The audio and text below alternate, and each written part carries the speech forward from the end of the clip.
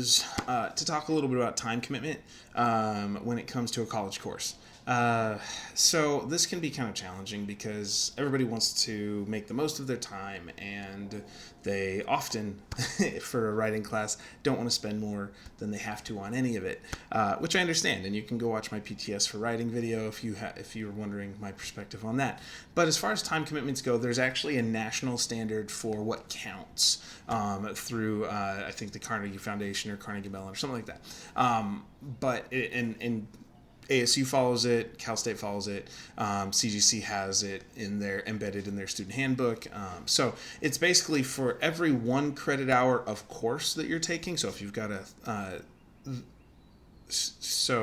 and most courses are 3 credit hour. Some math courses are 4 or 5 credits.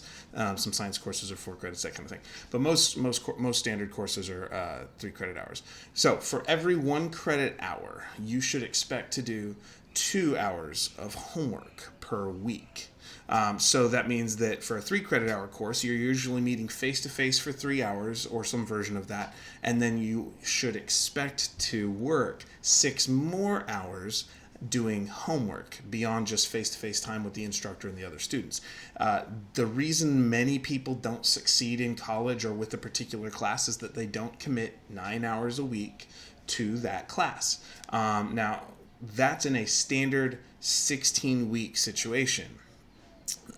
That's not the same for a 5-week course or an 8-week course or a 7.5-week summer course or something like that. So it's really important to have time management, one, if you're taking any sort of college classes, and having realistic expectations about how much work you should be doing for that class. There is a standard. It's not just as much as it takes to get the grade I want.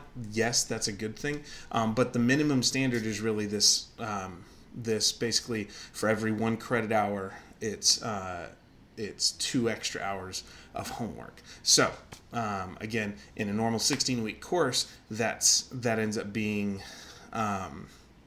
roughly 9 hours a week in a 16-week course, or 18 hours a week of work in an 8-week course, or if you've got something funny like I do right now, which is a 7.5-week course for summer, that would be roughly, if you worked every single day, if it's by day, if it's easier for you, all that time commitment adds up to roughly 2.6 hours across 52 days if you include holidays, weekends, all that fun stuff.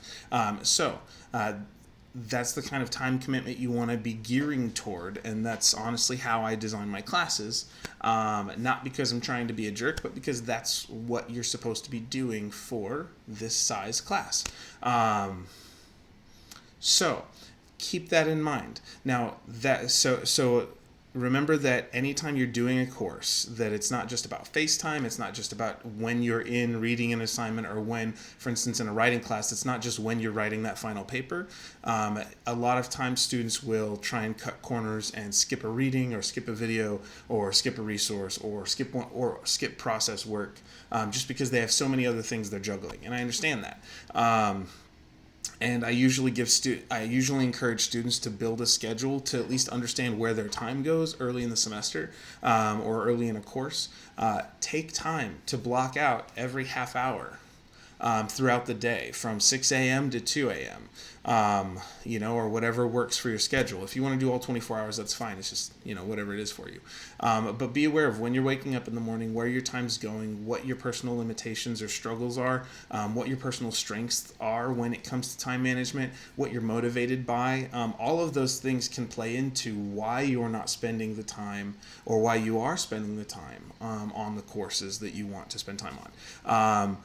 There's a lot of research on where the writing course falls in this, and I have no misconceptions about how people often feel about a writing course. As I said, check my PTS for writing video.